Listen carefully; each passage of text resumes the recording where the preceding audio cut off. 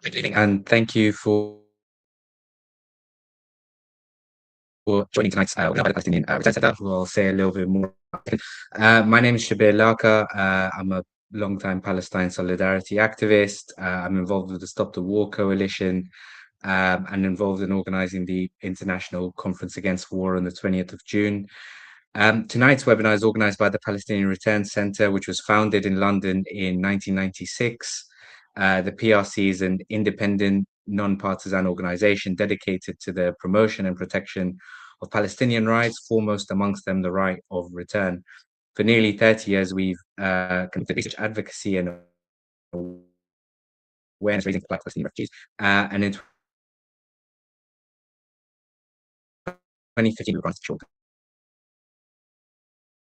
consultative states of the United. Return is not a political slogan, it is an inalienable right enshrined in international law, and it is what brings us here tonight. Before we start our webinar, can I please ask that you share the stream widely with your networks? You can submit questions for our speakers on the YouTube channel and Facebook at any time during the evening, and we will try and address as many as we can during the Q&A. So without further ado, I'm going to fantastic lineup of speakers with me today. I'll start with Al-Sadi, who was in her home. He moved to Sweden and Magnus, where racism shaped her social justice and identity as a Palestinian. Studying human rights later exposed the truth, which is that human rights were made for the common white man and not for Palestinians. So over to you, Tala. Yes, hello everyone. Assalamu alaikum.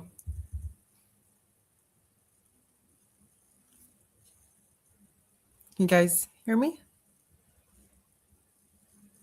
Yeah. Good.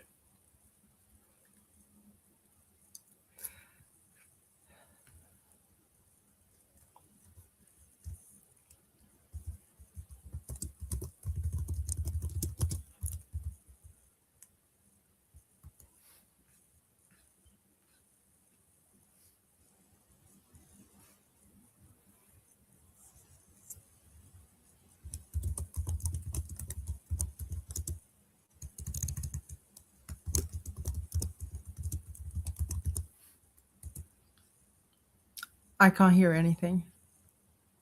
Can you hear me now? Yes. Okay, I think my laptop's been lagging. Okay. Okay. Okay, I think we're back on track. Yeah, over to you please begin and we'll carry on from there. Yes. Exactly. Assalamu alaikum, everyone. My name is Tala Saadi. I am a Palestinian. I'm 24 years old and I live in Sweden and currently studying a bachelor's, as mentioned, in human rights. I was born in the UAE. My parents are both Palestinian. My dad was born in Syria. My mom's born in Jordan. And I am so tired of the question that everyone always asks, "Oh, you're Palestinian? From where?" And when you say the village from Palestine, when you say what city, it's like it's not enough. It's like people are always expecting more. So, okay, obviously you're a refugee, so Palestinian from where? And then I think everyone can recognize that feeling that you always have to say, oh, from Lebanon or from Jordan or from Syria. And I'm kind of encouraging everyone around me to simply stop saying that and to actually just be unified in being Palestinian, which may sound pretty self-explanatory, but sometimes it isn't that clear. And I think that an important key to precisely the right of return is to stop saying Palestinian from and then put another country's name beside that and simply just saying that we are Palestinian. So all of my upbringing, it's always been this battle of, growing up in Europe, especially. People always, or at least in Sweden, you're expected to say that the country that you're from is the country that you were born in. And as soon as I would mention Palestine, and I'm saying like this was like really early on, like 9, 10 years old. It was always like a big question mark, or people would look at me as if I was a walking question mark, and simply just asking, but oh, where is that? Or people would maybe start mocking. And the thing is, it could sometimes even be children. So over the years, I've just come to the conclusion that this um, lack of knowledge or lack of common sense basically comes from having a racist upbringing when you grow up as a European child, let's say in the West, and all your life you've only watched your parents point at the TV and be like, oh, those damn Arabs, or those damn Muslims, especially after obviously 9/11. It's like, of course, as a child, you're going to grow up to, you know, call out any other person you see that isn't white and blonde like you, the same way that you've heard your parents call out other people. So that realization came pretty later on. But in a small village, even as I grew up, you really don't have another choice than just getting angry and getting sometimes aggressive and being the kid that, have fights with the other children because that's the only way to channel your anger as a child. And instead of, a grown up just pausing and actually asking me like how I am or how I'm feeling or what's wrong, it would always be, finger pointing and just pointing me out as the aggressive immigrant kid. So I grew up in Sweden since I was 9 years old, but before that, we lived in Syria, in Damascus, where my father's family live.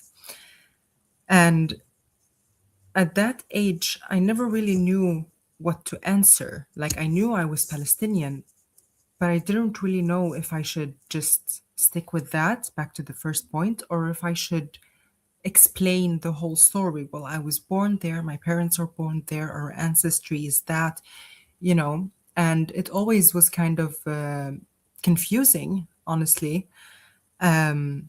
So being with like other white or European kids since moving to a whole new continent, it didn't really help me answering those questions.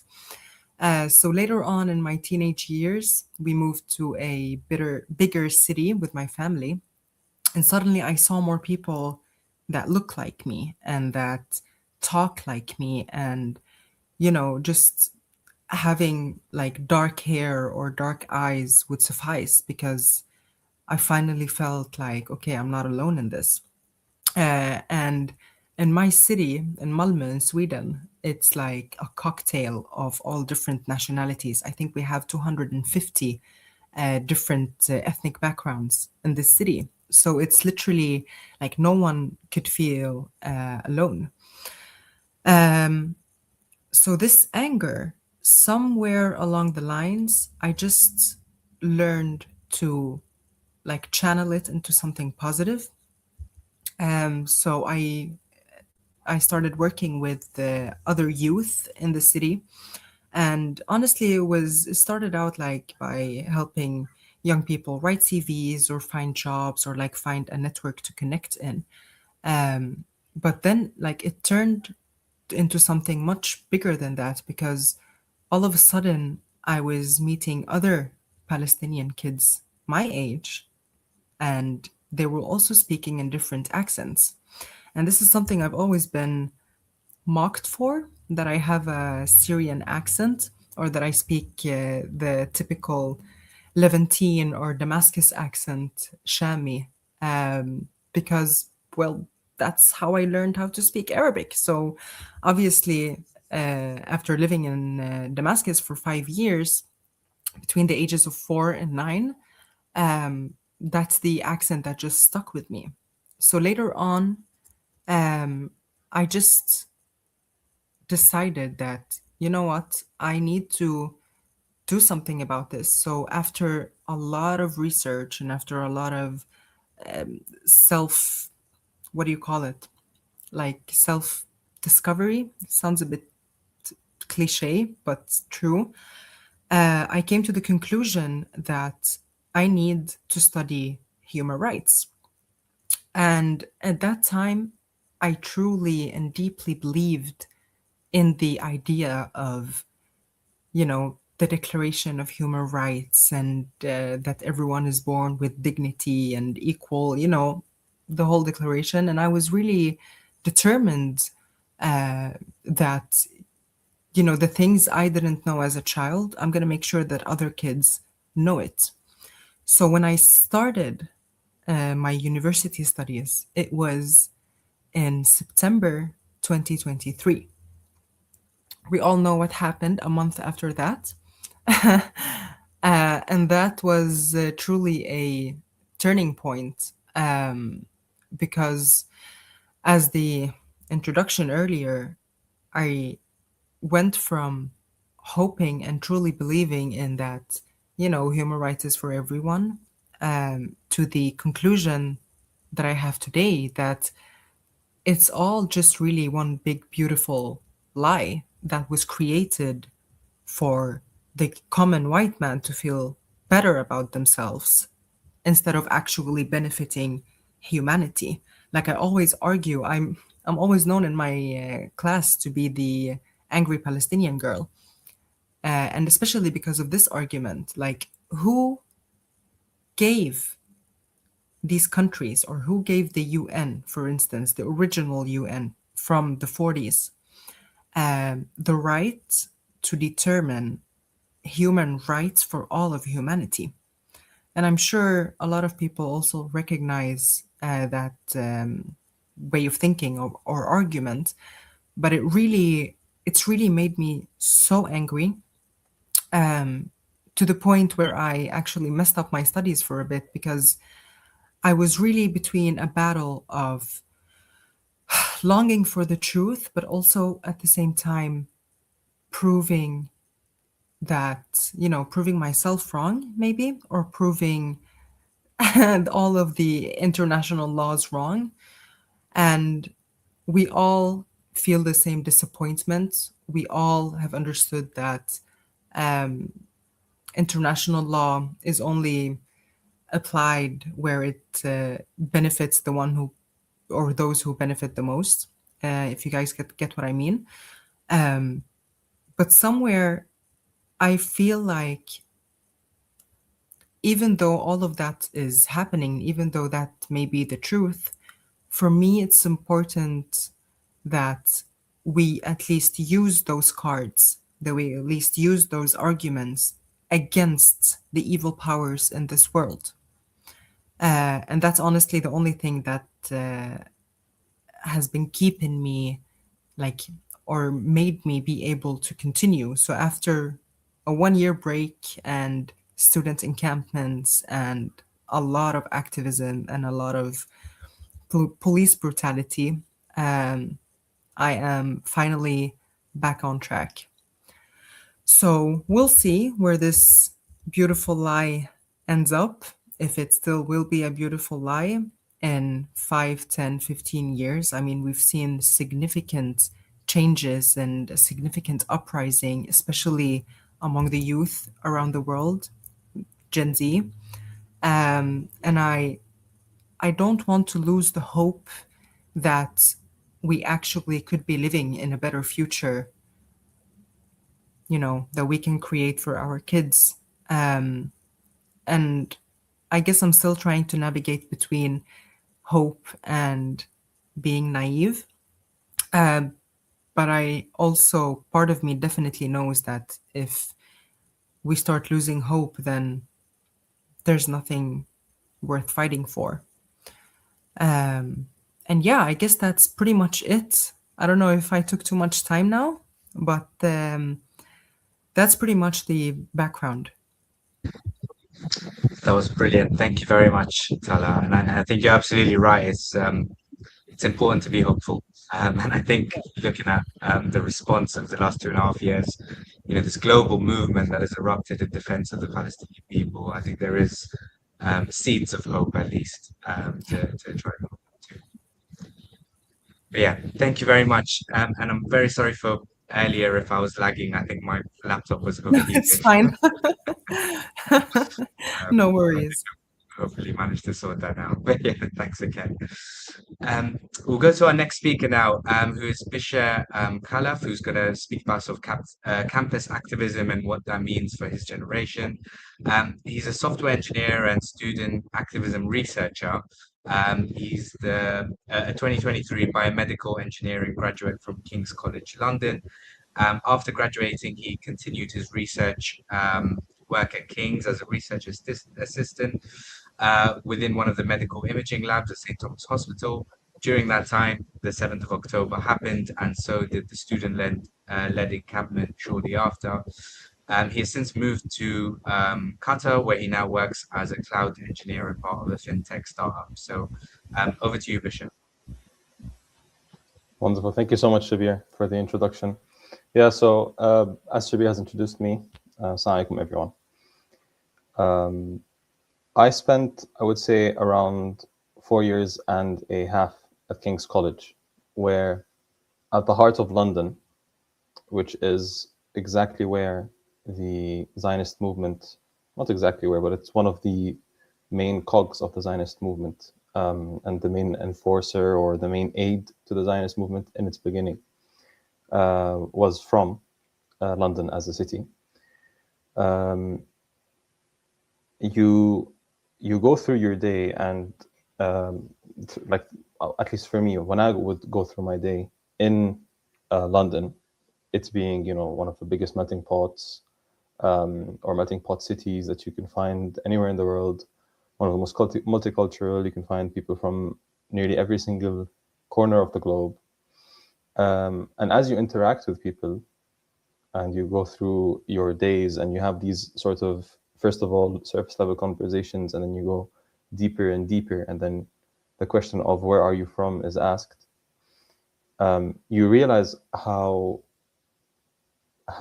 some people really do not know, and how some people effectively just are either unaware of what's happening in Palestine or choosing to be ignorant about Palestine, and having the intellectual dishonesty to not chase after the truth, even if they see like a pointer or 2 pointers. And this was all before like October 7th happened in 2023, before the genocide became televised in the ugly way that we have seen. So before then, you used to always have these conversations with these people, and you would realize how people would sometimes just ask you the questions that they always had or have heard from, a friend or something that they've seen online, but it was never seeing people not have the burning desire for justice for people who have been oppressed since 1948, and even a bit before that, in 1936 and 1939. Ever since the fall of the Ottoman Empire and the end of World War II in 1917, 1918, the Zionist project was always active. And me being someone with Palestinian heritage, my mother is from Western Jerusalem, my dad is from the West Bank, and me never having been to Palestine, you get confused with how could someone ever not want to know more, and how ever would someone not want to chase after the truth? So where does student activism lie in all of this? Now, this is even before October 7th, and straight after, you would find more people wanting to know or realizing.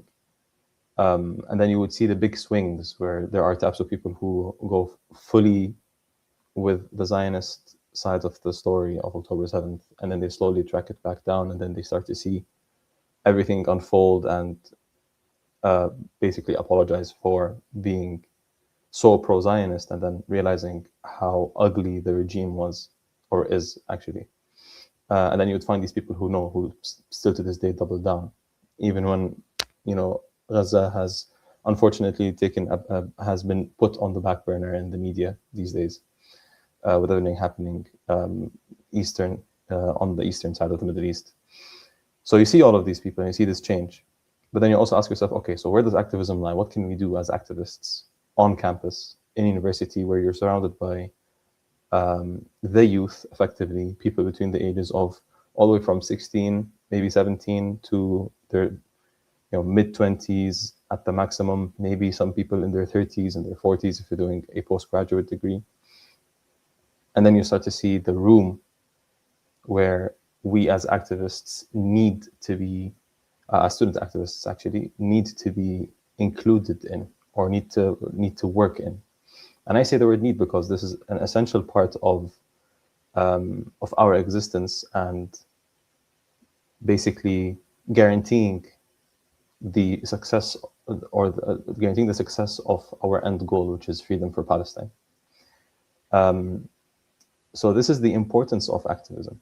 This space has a lot of things, or a lot of mini niches or spaces within it, because we're all in our youth in university, and because the nature of a university degree is, this is effectively, as a student, your full-time job, meaning that you would be free otherwise. Some people, of course, would have their studies. Some people would have part-time jobs that they have to do. But I'm talking in general.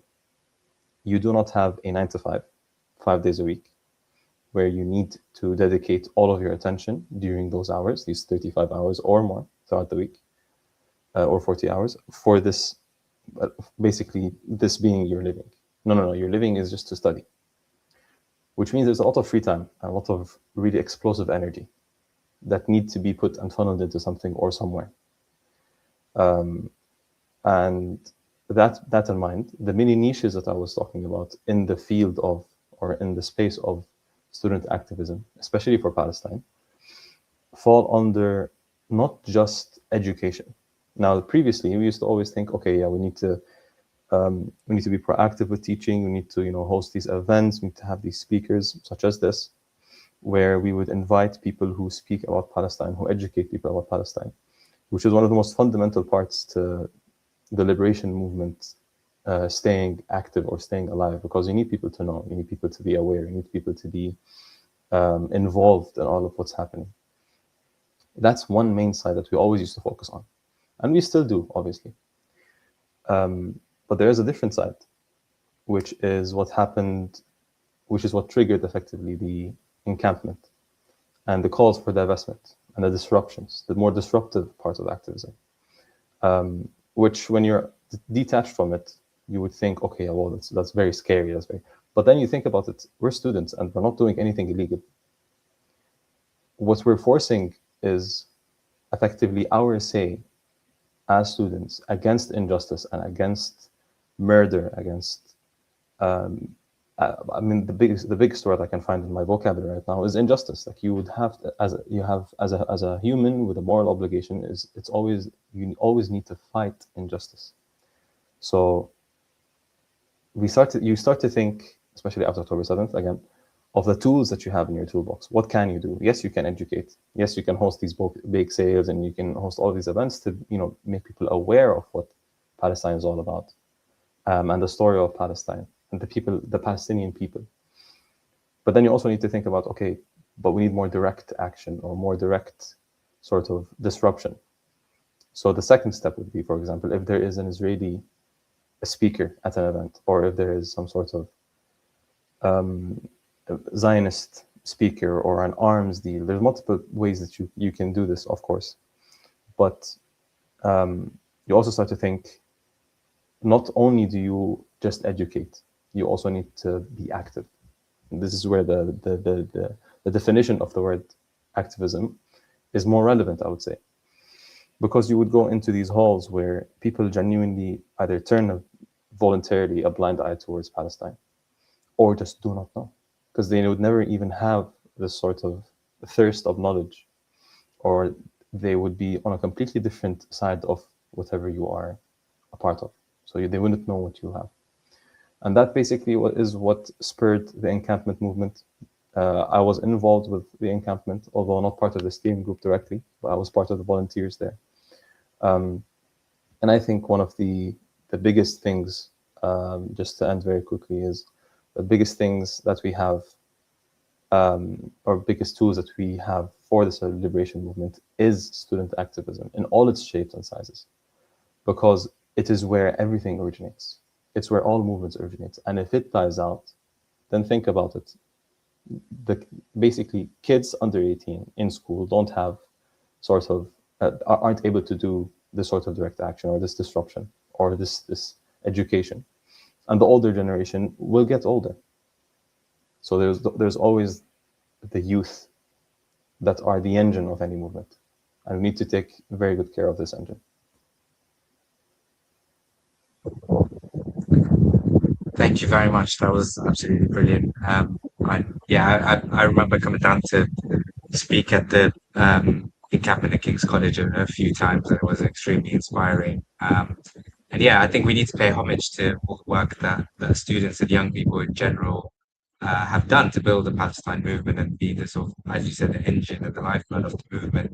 And it's been particularly encouraging for me. As I was saying earlier, if people heard, I'm involved in organising this international conference against war on the 20th of June. And the students are the central force of that. You know, seeing students from across Europe, from France, where they've been occupying their universities, from Italy, where they've been supporting the Dockers and refusing arms to go to Israel, and so on, coming together, I think is very exciting, and it's something we need to take forward. But yeah, thank you very much, Michelle. That was really insightful.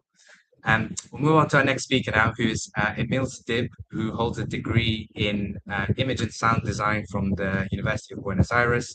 She's a screenwriter, director, and post-production specialist in cultural education and documentary content. She's a third-generation descendant of Palestinians in Argentina, an identity which she seeks to keep alive primarily through cultural practices and political engagement. The subject of her research thesis, narrating the Palestinian genocide between real-time extermination and traditional artistic practices as living archive, collective identity, memory, and resistance, seeks to analyze how contemporary forms of narrating the Palestinian extermination are constructed and contested through the central dimensions, real-time documentation produced by the population itself, and traditional artistic practices, particularly tatreez, dabka, and poetry, that emerge from the territory and circulate through digital platforms as a living archive of memory, collective identity, and resistance. So we're really looking forward to hearing from you. Thank you very much. Thank you. Thank you for inviting me. This is, a weird situation for me because I am a third generation of Argentinians, and I always wonder what it is to be Palestinian in Argentina, so far away culturally and the distance, and how to keep to that identity, how to construct that identity, the things you lose, the things you keep. And from the last, I don't know, 5 years, I've been wondering and asking a lot about that, how to retrace my family history, because I grew up in a country, I'm from a country with my friends would have the possibility to go to their grandparents' village in Italy, in Spain, in France. And that's a possibility that I don't have. My family came from Jerusalem before the Nakba. They came between the first years of the First World War. So keeping the identity for me was, and for my family, was very important. We had while I was growing up, we had some flavors, some music, some words that will always have sense in my family, but not in the rest of, I don't know, my friends. And after October 2023, I feel that I felt that I have a moral obligation to construct that identity, to research the narrative. I have an audiovisual background, so the way we construct in media the narratives of the others was always something that I was interested in. So I start to strengthen my links towards the cultural, the cultural demonstrations of Palestine, what it is to be Palestine through the flavors, through the culture, dab, ketar trees. I started to, I don't know, to research about that, be more close. I've always been more close to poetry, so I had this this image of Palestine through the voices of poets, and I needed to find my own narrative. So I think my research has to do with that. I'm doing this master's degree in which I have to present not only a study, a thesis, but also an audiovisual or a transmedia content. So I'm starting to see what's going on especially in social media, especially in Instagram, how we can 24/7 receive images of an extermination, because I have no other word to describe it. And I can see around me a conscience being woken up that before October 2023, they wouldn't care. It was too far. It wouldn't matter to them. It wasn't their issues. And now I can see a lot of people changing, a lot of people surrounding me, asking me questions, and I need to know the answers to give to them. So my research goes through that. I want to analyze, to construct a narrative closer to my identity. So I think it's it's in the early stages. So I'm just in a moment where I'm reading and I'm watching, I'm researching. But I think it's important for me to keep that that connection to my ancestors, because I feel the need to do that, to connect, to keep connecting to that part of my identity. I came from a country which also struggles with our own genocidal history, so it's important to me to be honest to that, to find who I am in those terms as well as an Argentinian, what it is to be an Argentinian with Palestinian accent. For me, it's very important. I don't know.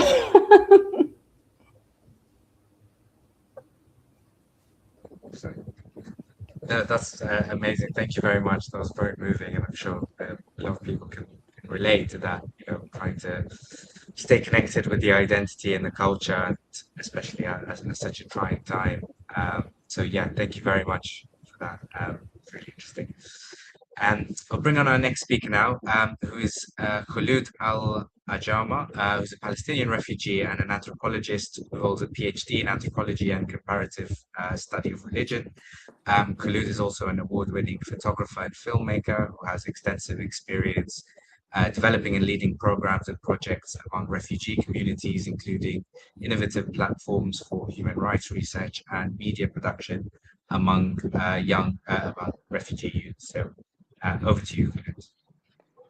Thank you very much, and thank you for the Palestinian Return Center for organizing this timely and very interesting topic for discussion. And I took the title of today's discussion, "The Generation That Will Return," quite literally when I was thinking, oh, what should I say?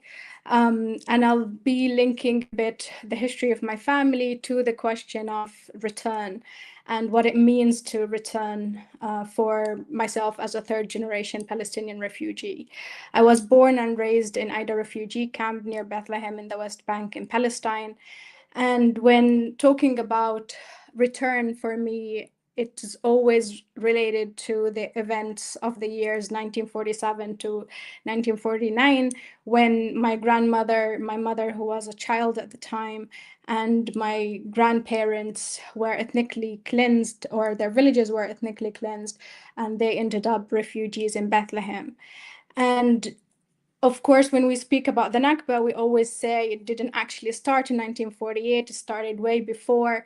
And in the same way that we talk about the Nakba as something that is also continuous, we still live it today in the genocide, we still live it in the ethnic cleansing that is ongoing in the West Bank and in Gaza and elsewhere. And because we talk about the Nakba as ongoing, I always also thought about return as an ongoing process. To me, it's not something that will happen in the future, or of course, we aspire to return to Palestine, but also it's an everyday practice in a way. We can do it through our actions, through connecting to the land, through connecting to the stories and narratives of our parents and grandparents. And I saw this because I really think that the generation that will return already also exists in the refugee camps and in the exile and the diaspora. The return exists, maybe not in the physical form, but in oral histories and cultural practices that were mentioned here today, and many others in everyday acts of remembering. And these memories and inheritance and embodiment that we see among the first generation, the second generation, the third and the fourth is something that is ongoing. For the first generation of the Nakba, they experienced that themselves. So for many of those people, they continued to narrate the stories about the life pre-1948, about the violence of dispossession, about British colonial practices, the Zionist settlement expansion, land confiscation, and so on. But they also talked about the villages and the cities, how beautiful the land was. They also kept the keys for the houses that don't exist anymore. They kept the land deeds. They also believed that they will return. So my grandmother, who was in her early 20s in 1948, every single day of her life in the refugee camp, her point of reference would be Ajur, our home village. And every day she would refer back to the village. Even though she was physically in the camp, we could tell that mentally, emotionally, she was still in the village. And she would make these references all the time. For example, when she would eat figs, she would look at the figs and she say, oh, you should have tried the figs that were in Ajur. They were pure honey. These figs that are from the market or from the tree in the camp, they never compare. And for me and for my siblings, these continuous references to the land, to Ajur for us, also made us return, maybe not in the physical again, but in these stories, these memories that continued to live with that generation. And I think for me, that's what really motivated me to go into anthropology as a field, because I really wanted to preserve those stories and the memories that that generation had for the land, and also to debunk the many myths about Palestine pre-1948. The myths about, or what was said at the time, that the refugees left voluntary, or that the land was empty and the Zionists just came and took it.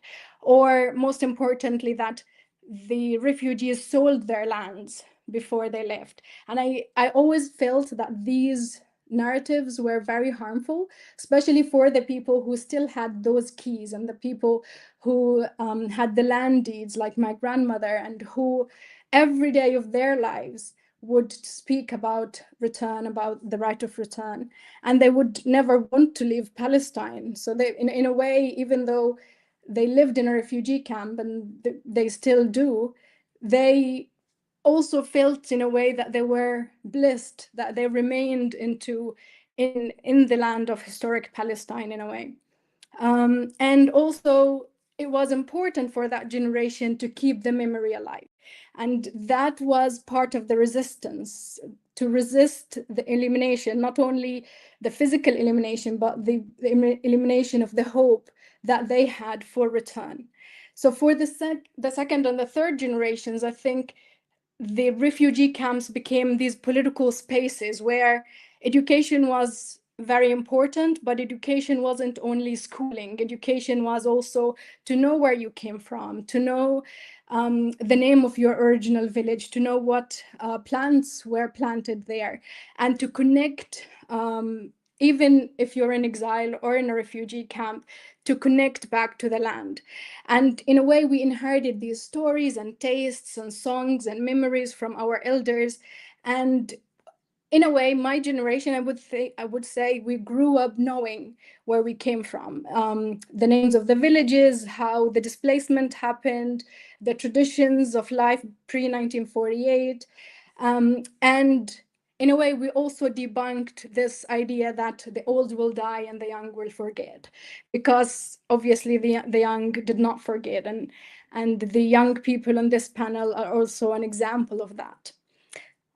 So when we talk about return, I think it's also important to practice it when possible, not only in the hope or in listening to stories or telling stories, but also practicing it in a way that is linked to to do the return in its physical form when possible.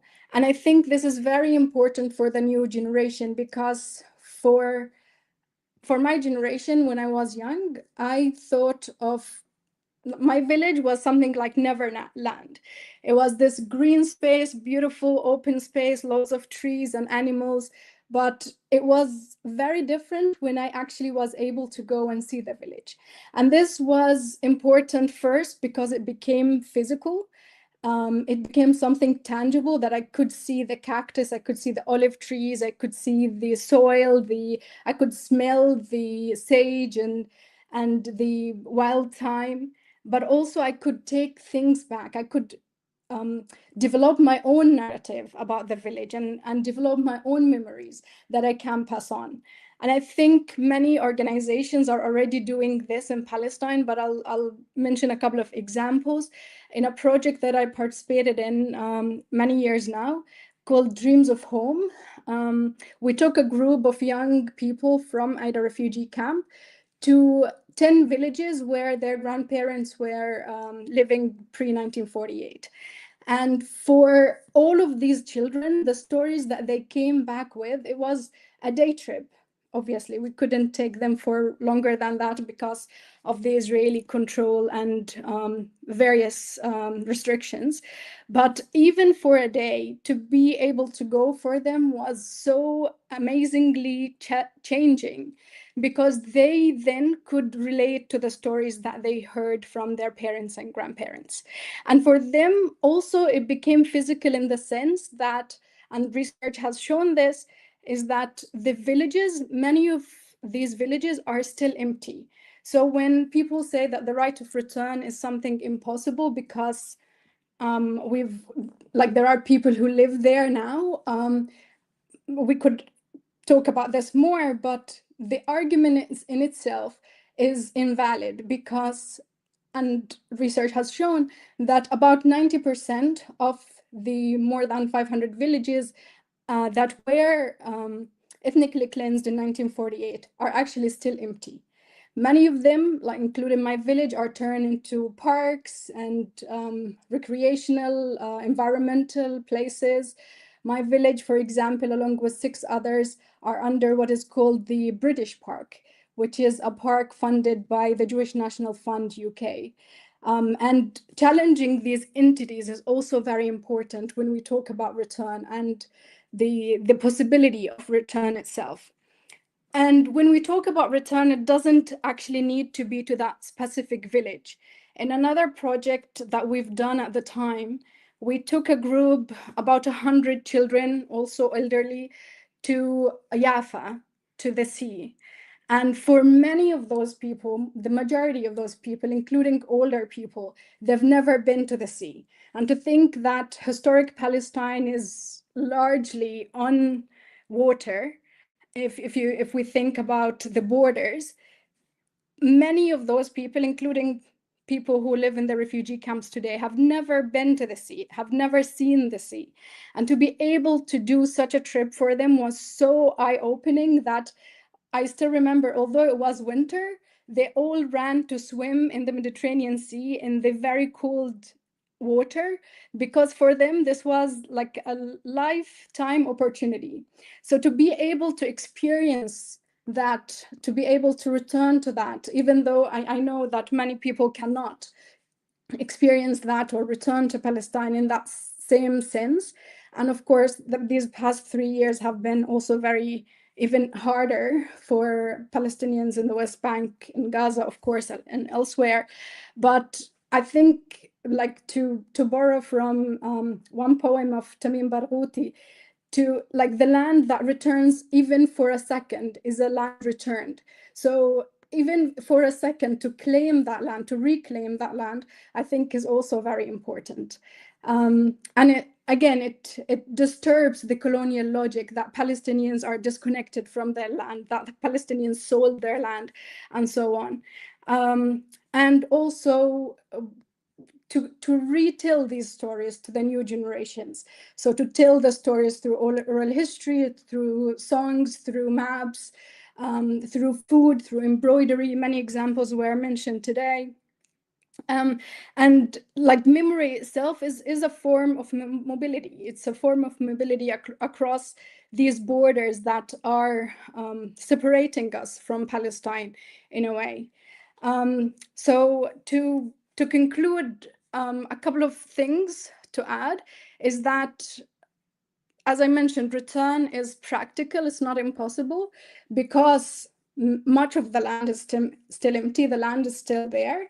So it's morally and legally justified, but it's also materially possible, the actual return of this generation and of next generations, hopefully. And also this claim about the right of return being impossible is also invalid, because the right of return itself is an individual right. So it belongs to the refugees themselves, but it belongs to every Palestinian refugee. Every individual has the right to decide if they want to return to Palestine or to their home village, or where exactly they want to live in historic Palestine. It's an individual right, but also it also means that no political party, no negotiator, no treaty, no authority can erase that right or talk on behalf of the refugees about this right. So to conclude, I think that this generation hopefully will return, and that the existing memories and refusal of erasure among this generation will hopefully make that return a possibility. I'll stop here. Sorry if I went overboard. Thank you very much. No, not at all. Thank you very much. So many useful arguments to, debunking Zionist myths there, and I think exactly as you say, that quote, which is sort of attributed to Ben Gurion of the old will die and the young will forget, just shows how important memory is to resistance and to keeping Palestinian culture alive. So thank you very much. I think we now have time for a few questions, which I'll ask our speakers. They can come back on one by one. I'll start with Tala, if that's okay.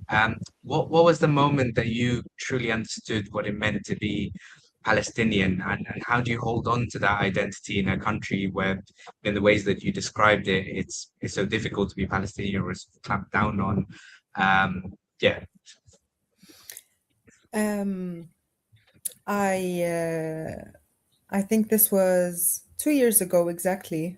I mean, obviously, I knew I was Palestinian before then, but 2 years ago exactly, I was angry. It was at our student encampment, and I was really angry because someone, as I've been hearing my whole life, like, what, you can't be Palestinian? أنت بتحكي شامي, like you could never be Palestinian.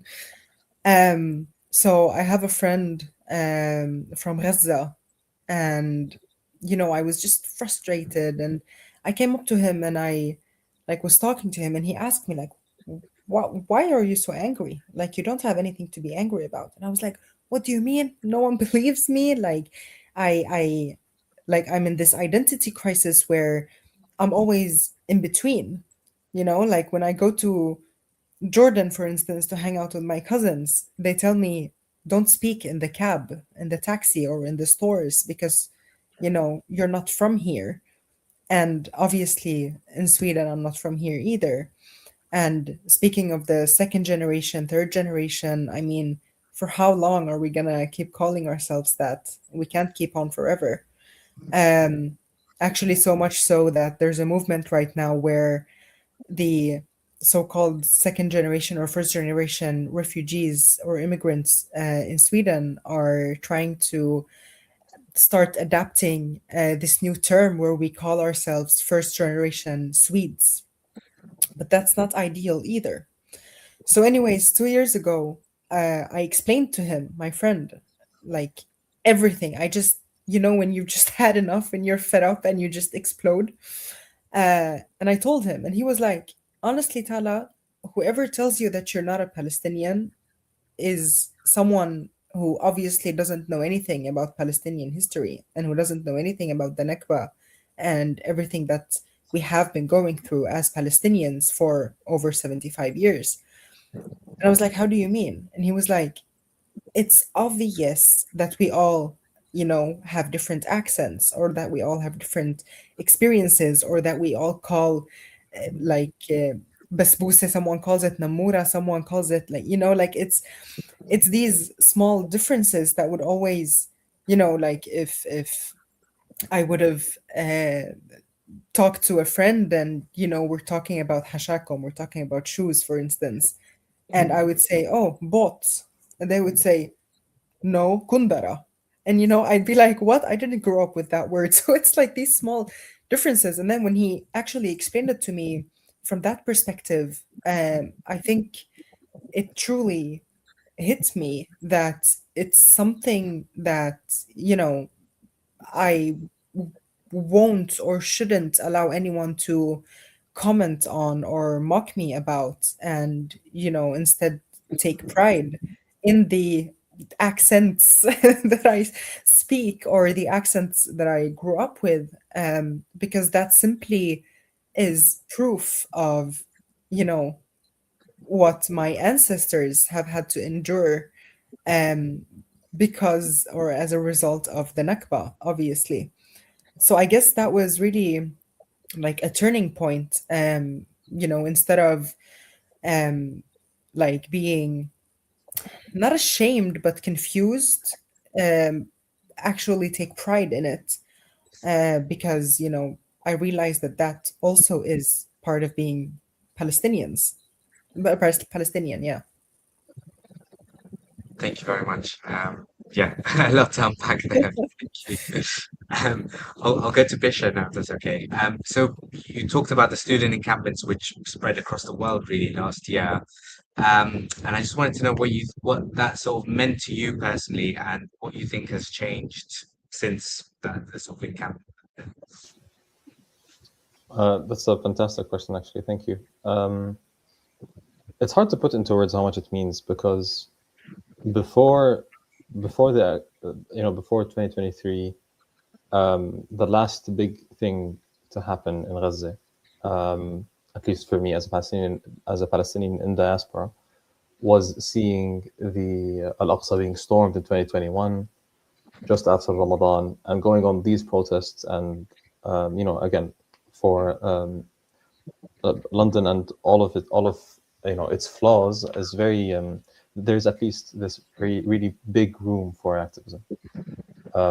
So I was no stranger, at least to this part, but then I was also very new to my university in 2021, obviously after COVID and everything. So when October 7th, 2023 hit, I remember I was still, in my research lab. It was a cold, rainy day. The sun was, rising quite late during October, so it was still quite like a bit dark outside. And I remember seeing things unfold in real time on my phone in the lab while working, because I used to have this setup where I would always have my phone on some news or even just on social media, just scrolling through the latest updates, and then seeing it. I remember my face changing color, and I remember every single sort of milestone that happened since that first video of the paragliders go across the wall. And then as you see all of the retaliation and the genocide literally unfold in front of our eyes, the frustration and the hopelessness inside you starts to build. And as soon as there was word that the American universities did their encampments and seeing their successes and the hurdles that they were facing, that sparked the first discussions inside London. And then seeing also all of that unfold in front of our eyes, our encampments, something that we could call ours. UCL, just across, the road from us, were the first ones, I believe, in London, maybe one of the first at least, who did their encampment. And I was, very familiar with the people there. And I remember, going across my own campuses thinking, okay, yeah, this is a good place to set up camp. This might not be such a good place, it's too exposed. So to this day, I remember the logistics. And then as cheesy as it may sound, the hope it would give you inside you that, oh yeah, I'm actually doing something. So the encampment, at least to me, was a symbol of the minimal effort a human, be it a student or whoever, can do as his or her share in the liberation. Having this, at least this minimal effort, even if it wasn't, I personally wasn't part of the let's say the steering group or the main figures of the encampment, but I was involved. I was there. I tried, helping as much as I can. I did what I thought was, or what I saw was the maximal effort that I can put in, given my personal circumstances with my work, because I was, contracted to a 9 to 5 at that point. But I still made time whenever I could to be there and stuff. So the encampment itself was a very dear aspect to me. And then also seeing the demands after and seeing everything unfold after, with kings themselves, seeing the KCL president, Shitish Kapoor, being confronted by us, the students, it sparks some sort of courage in you, and it gives this image of, if we weren't right, why are we fighting this hard? Which is exactly the flip side of the coin that you see on the Israeli side, is they're fighting for nothing, which is why they're cowards, they're always fleeing. There always used to be, I still remember it, on the first day of the encampment, when we took out the megaphones and started screaming and putting the sirens on, running out with our tents and throwing the tents on the ground. I remember seeing the president of the Israeli Society, or the Jewish Society, I believe, a staunch Zionist with his Star of David necklace, just holding it out and chanting, chanting obscene stuff. So even as a spectator, as just a regular student who really doesn't care about politics, you just watch that, and then you see which side really is putting in the effort, is trying, and the other side, which is basically outnumbered, doing it for what exactly? Why would you go through all of this trouble? So in short, the encampment specifically and activism generally is, to me, the bare minimum that anyone can do in all of its forms. Doesn't have to be an encampment, doesn't have to be a lecture, doesn't have to be a webinar, doesn't have to be anything. Each of us has their own responsibility personally, and then as we organize and we get bigger, the effort gets bigger. Each of us has a share in that. Brilliant. Thank you very much. I'll go to Emil's now. You mentioned the involved with some tattoos and dabka and poetry. And I was wondering if you could say a bit about how you think these traditions function in terms of sort of resistance, and whether you think that it can sustain a claim to return on its own, or does it need to work together with sort of political action, or just what your thoughts on that. Yes, thank you. For me, cultural expressions are a way of resistance. It's the way that memory, collective identity is built on. So I think Khalud mentioned something about those ways. It's not only the physical erasure or intent of erasure of Palestine and Palestinians, but it's also the memory. They're rewriting the history, and now there's the tools to rewrite that history with artificial intelligence. You can tailor history the way that best suits you. So I think I've seen on Instagram, because it's what I'm studying right now, Israelis claiming ownership over Tatriz and Dabke, hummus, right? And that happened before October 2023. It's an ongoing narrative that I think when you go to the roots of these cultural expressions, you can see how, or at least I understand how rooted are in the society, in the idea of a community, Dabke as a collective dance with a function, with a purpose. So I think that's the way to debunk part of the narrative, the Zionist narrative, saying, okay, my parents are older than the state of Israel, so please. I think it's through, yes, my mom was born on May 15, 1944, so I think that's the way, and I think that's the path that has least resistance on the other side, because they don't get that you're talking about politics. They see culture. So I think that's it's a statement. It says we're here in so many ways. Not only exist, not only people, their existence, but I think they're trying to erase everything, like the last inch of memory of Palestinians ever existing on their land, on Palestinian land. So I think I can conceive art disconnected with politics.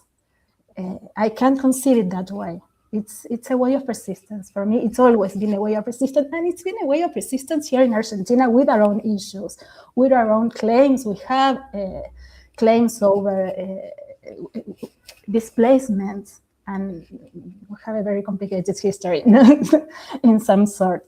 But I think there's no way to be apart. It's another facet or another aspect of the same phenomenon.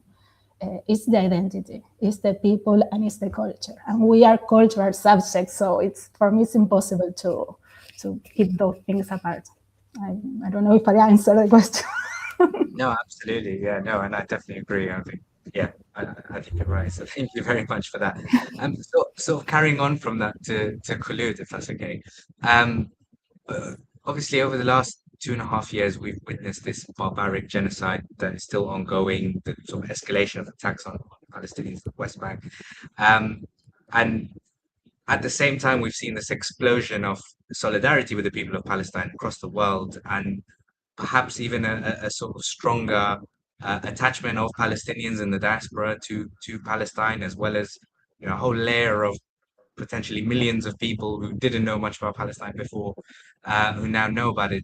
How do you see that in terms of what you were saying about sort of memory and resistance and sort of overcoming what Israel is doing to the Palestinians through remembering what Palestine is and keeping their identity alive?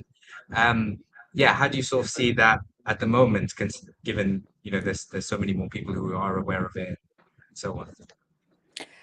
I think one aspect that is important to remember is that it's true. Gaza, through the horrible genocide that happened was an eye-opener for many people who didn't know much about Palestine, some who supported from the margins, some who were sympathetic to Palestine as a human justice issue, just like any other human justice issue. But in these past 2 years, the scale is unprecedented, because for a long time, like in my work, we always thought we should educate people about Palestine. The more people know, the situation will change.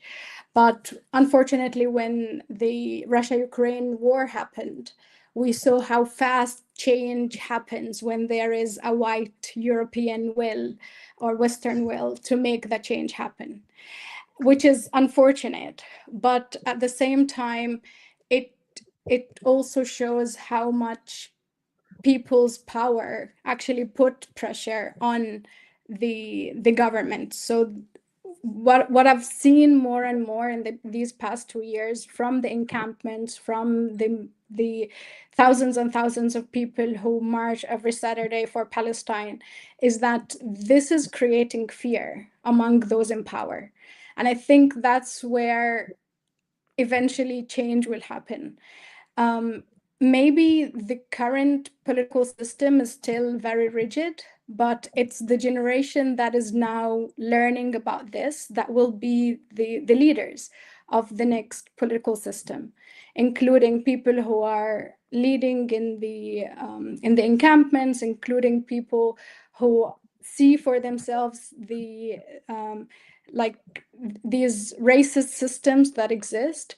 And for the Palestinians themselves, I think it's also important for us to know and appreciate and embrace our differences beyond historic Palestine, because there's a lot of Palestinians outside of Palestine and inside of Palestine, and we all have skills. We all come with our memories, but also our skills and our ways of making a difference in the world. And I think to embrace that and to see where we can make change wherever possible, I think that is important, and to find the venues where we can actually fight back. Yeah. Brilliant. Thank you very much. So I'm going to ask one more question to all our speakers now. And if I'll give you sort of 2-3 minutes, if that's okay, to ask this question, and any sort of final remarks you have before we have to close the meeting. So the question is, I'll go in the same order that you've spoken, if that's okay. And the question is, what gives you hope? So a nice, broad, easy question. But yeah, Tala, if you want to start. Very easy question. No, but as I mentioned before, it's super important to not lose hope. And for me, what gives me hope, honestly, is, as you mentioned, Khulud, the younger generations. And I don't mean like my generation, but the Gen Alpha, as people call them now. So I have two younger sisters. One is 13 and the other is 10. So the 10-year-old, whenever we walk into a supermarket or we are out eating in a restaurant or just taking a walk, and she sees maybe someone holding a Coca-Cola or someone buying a Pringles can, she gets so angry. And she's 10, and she's like whatever she wants to buy, snacks, candy, whatever, she always looks at us, me, my mom, and she's like, is this boycott? Does this support the Israel?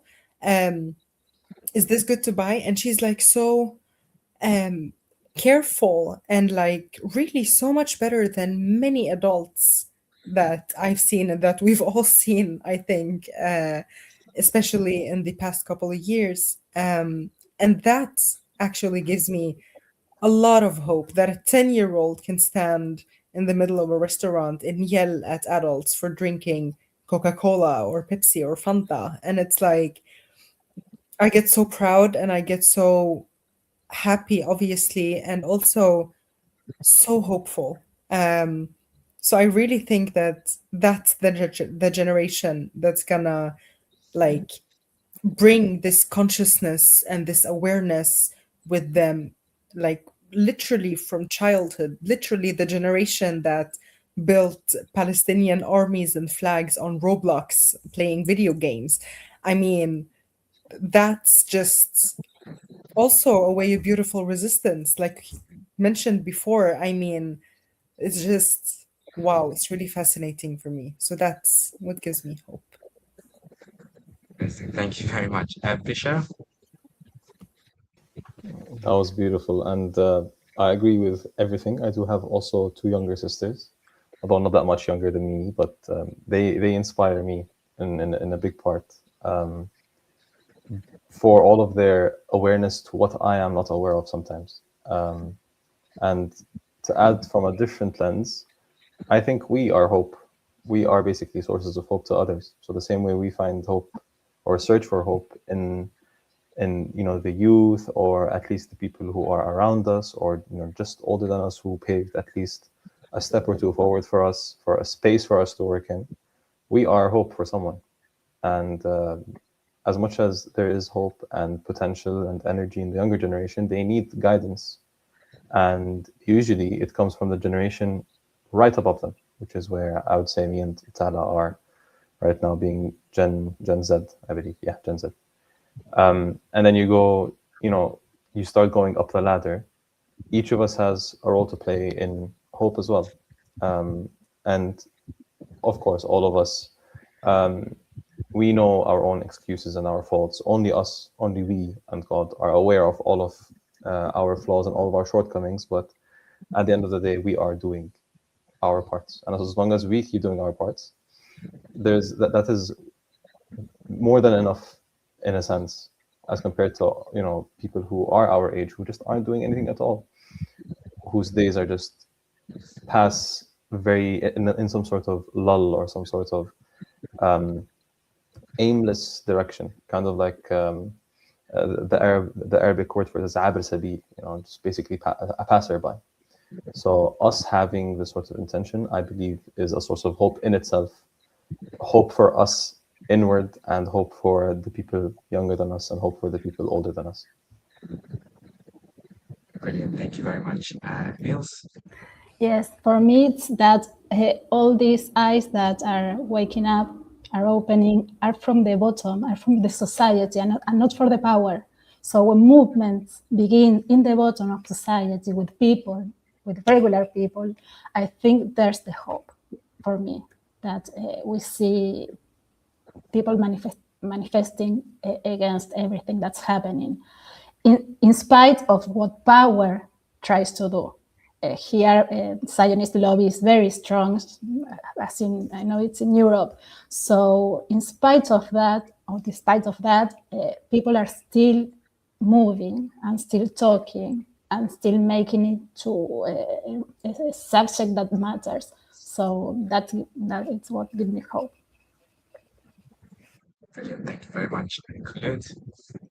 I echo everything that was said. I think for me, what gives me hope is the justice of our cause. And I see it, like, I try to get it, because it's very difficult with all the negative news and all the horrible pictures that we continue to see online, and the news we hear from home. I think to look for hope in, like, for me personally, I see it in my students who question what is happening now and question the management of the university. I see it in the younger generation who are trying to learn about what's happening in Palestine and follow people in Palestine and their news. I also see it in the public spaces. I've been working outside of Palestine and traveling for the past few years, and I've never seen so much public display of solidarity with Palestine as I did in the past couple of years. So there's hardly a day where I don't pass by somebody who has a Palestinian flag from their apartment, or somebody who has graffiti around their house that is related to Palestine. And I think these public displays are very important because they also show solidarity. And I think true solidarity gives me hope as well. Absolutely. No, thank you very much. If I could abuse my position as chair just to mention a couple of stories to add to that. I was involved in coordinating school strikes for Palestine in the 2023 and 24. And I remember in one school in particular, the head teacher tried to ban the students from being able to join the school strike. He locked the gates of the school, and I saw 10 and 11-year-old schoolgirls scaling the fence of their school building to come out to join the strike. So I think it's hugely inspiring. And also, you know, you look at people who are being arrested as being terrorists, elderly ladies for holding a placard, and all of it. And I think it's hugely inspiring. And I think everything that you have all said today has been inspiring. And so thank you all for everything that you said, for joining us. Thanks to everyone who's been watching at home. I think, you know, this webinar is a testament to the ongoing struggle for the liberation of the Palestinian people, and why we will continue and why we must continue. So before I close, I just want to ask you all to please follow the Palestinian Return Center on social media, check out the website, join the mailing list, get involved, and hopefully see you at the next event and on the streets. So solidarity and good night.